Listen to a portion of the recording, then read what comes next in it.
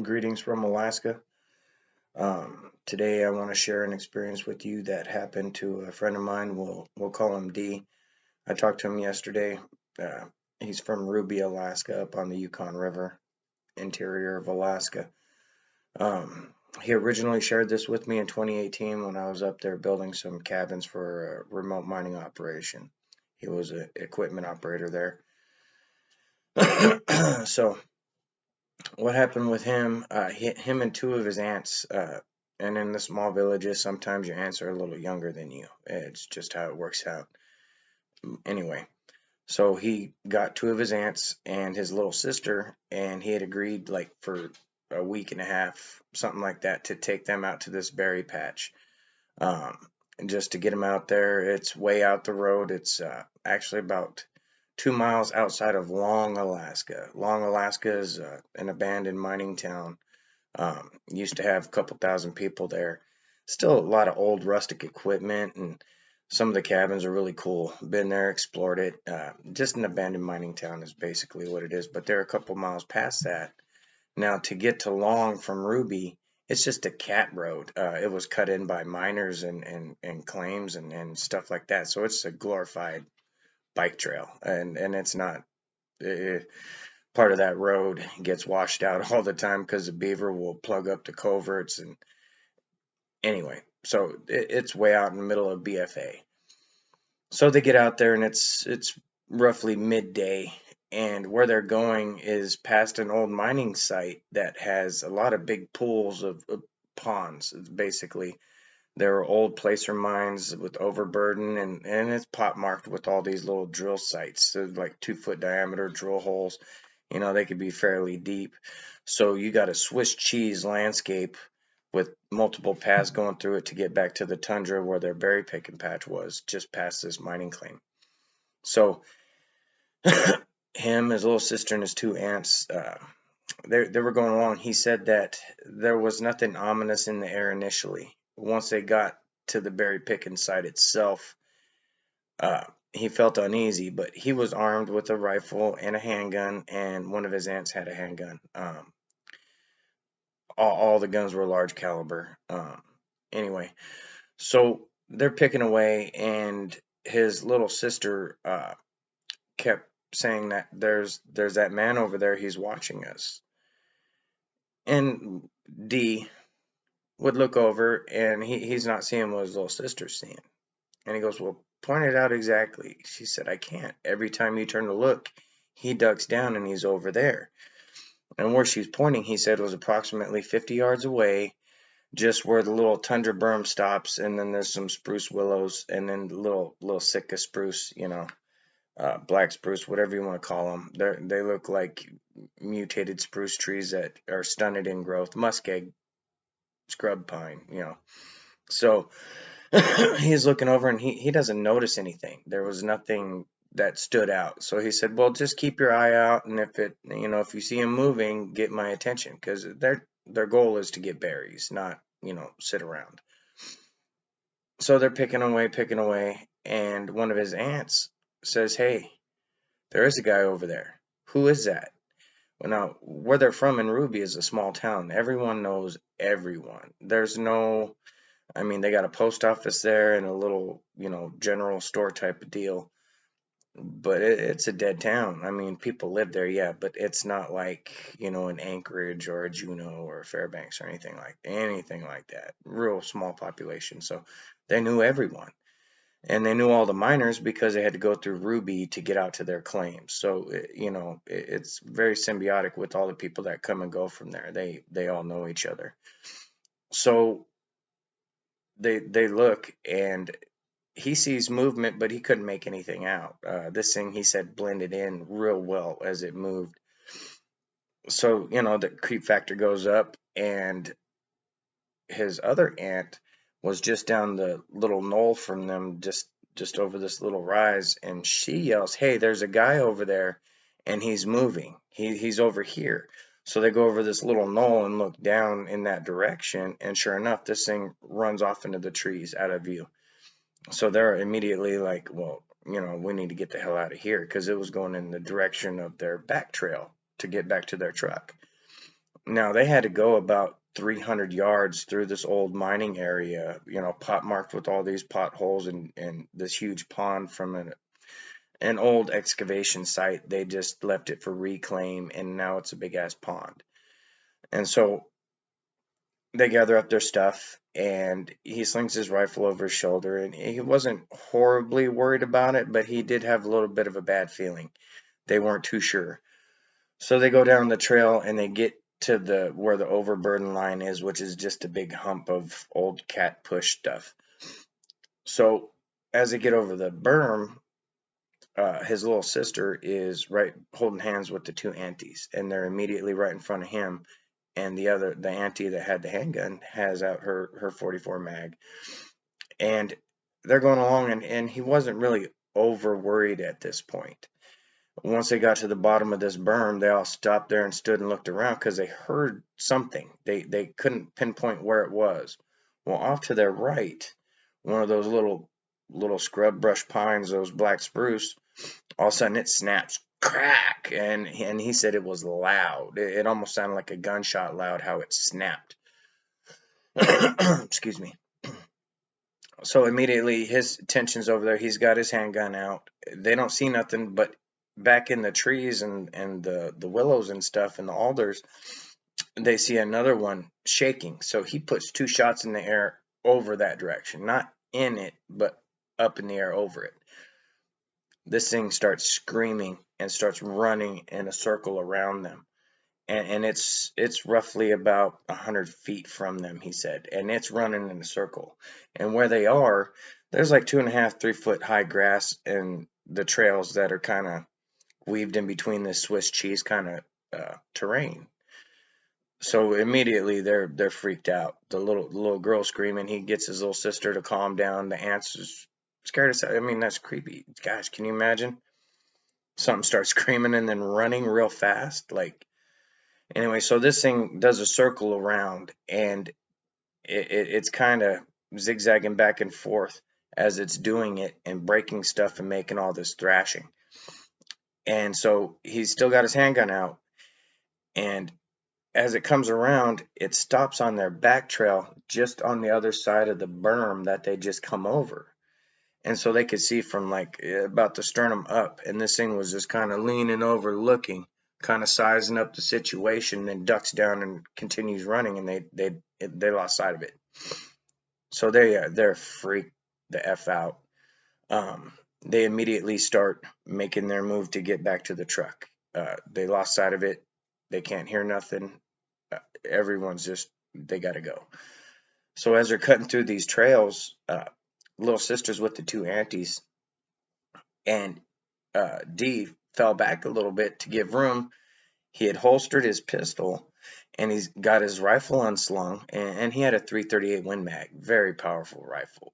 I mean, you can kill anything with that thing. So he's got his 338, and he chambers around, and he's kind of checking their six and just trying to make sure everything's okay. Well, as he's walking along, he noticed the grass was moving, like in a weird way, and it wasn't windy. And so, instinctively, he raised his rifle in that direction and shot in front of where he saw the movement. Scream again, runs back off, like stood up and ran back off into the trees to the right. So this thing's trying to, geez, it's trying to sneak up on him in the grass.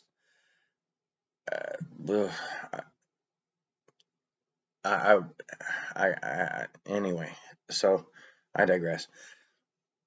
They continue through, and as they're going, like I said, these trails kind of weave, and so the two aunts and the sister aren't split up. They're together, but they're each taking their own little individual path around these little potholes. And as they're going along, they all three stop, and where they happen to stop, there was kind of like a trench line of some kind that a backhoe had cut in, and it was partially filled with water, and there was grass berms that grew alongside it. Like I said, it's reclaiming, so they're letting the nature take it back. As they're standing there, they had noticed movement, in front of them up to the right, and they're still a good 100 and some yards from the truck at this point. This thing screams again. When it screams this time, though, behind them on the other side of the overburden where they come from, which is a distance away now, they hear a return scream, sounding much larger than the scream that they knew where that one was coming from. They saw it, they saw its size or whatever. So the second scream sounded larger, and he's in full panic mode. He only had 3 rounds in the rifle. He had shot a couple times with the revolver, so he's got less than a handful of rounds. Anyway, so as they're stopped, he gets over to them and he says, "We need to keep moving. I know it screamed over here, but this is our path out. We don't want to get split up trying to run through these trees. We saw how fast it is." So as they're standing there talking, he notices the grass moving out of the corner of his eye again. This thing came running past them and reached out to try to swipe at his little sister, like it was trying to get to his little sister, and he butt stroked the thing's arm with the rifle he was holding, because it all happened real fast. Moving out of the corner of his eye, he's butt stroking the arm away from grabbing his little sister. Well, the thing had knocked her berry bucket out of her hand, and she freaked. And understandably, she was like 7 at the time, something like that. Jeez, can you imagine some of your earliest memories being one of these things trying to get you? Anyway, so drops the berry bucket, it runs off, and as it comes back around to their left, he gets a beat on it with the rifle and takes a shot. Boom! Doesn't hit it. It screams and it continues running, and he turns back to look back towards the berm, and there's nothing there. But back where the original break on that spruce was, there's something over there shaking stuff. So he knows there's 2. He's only had a visual on the one. Now his aunt, that the other one that had the handgun, she was on one knee following this thing. She was treating it like a bear charge. They say don't stand there and shoot at a charging bear. You'll shoot over its back. You kneel down, and just standard hunter stuff.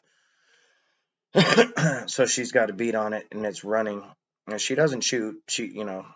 She maintains her calm or whatever. Well, as he's scanning the back area as well, the little girl screams again.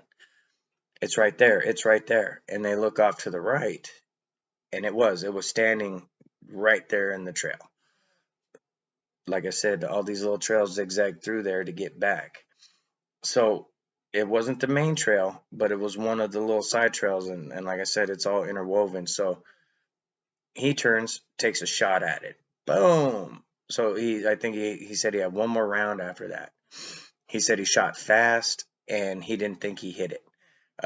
Panic-stricken, every single one of them. Well, the aunt took that opportunity because it didn't run after that shot, and she shot at it twice, and then it ran. So she struck it. They heard the bullets hit it. It screamed. It ran off.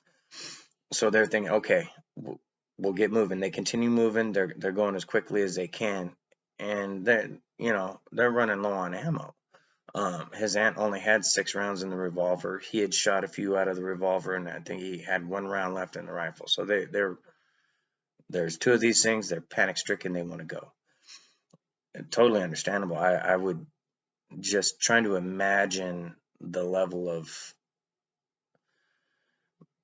I've been there with these things trying to come at you, but there was never a child involved where I was responsible for a child in some kind of situation like that. So anyway, so they move on. They get down to the truck. Now there's this little cut bank that drops down, and then there's a trench, and then the road is crowned because, like I said, the mine owners, they all have their heavy equipment, and they would grade it every once in a while or whatever to maintain that road so they can just logistically get in and out to their claim. Now, at the bottom in this little drain area on the side of the road, there's a pipe that sticks out for water. It's a spring well. It's been there forever since the mining town was alive, and it's something they use every year to fill up their water. Well, it being a spring and a pipe sticking out, the way they were parked in the truck, they got everything into the back of the truck, and as they were kind of gunning it to get out of there, it kind of slid sideways, and that pipe where it was sticking out from the bank ended up stuck in the wheel hub, just between the tire and the top of the wheel hub. So immediately they're not stuck, but he has to do more maneuvers to get it from where it's at. So he's doing his thing. He's bucking that truck back and forth, and meanwhile his little sister is saying, "It's on the road. It's on the road." Well, she's looking out the back window. So he's trying to work the gear shifter, doing his thing to get uncompromised from this little well pipe that's sticking out of the side of the road. The aunt jumps out the door and starts blazing shots at this thing and empties her revolver. She had like 3 or 4 shots left. Boom, boom, boom, boom, boom. It runs off and it's screaming. Well, as she's done and is getting in the truck, the other one shows itself just ahead of them off the side of the road up on top of the cut bank. And it just looks at him, and it's kind of doing this little sway thing back and forth, just eyeballing him kind of, and then it just takes off. So they get out of there. But for these things to be so brazen to, even while being shot at, attempt to snatch a child.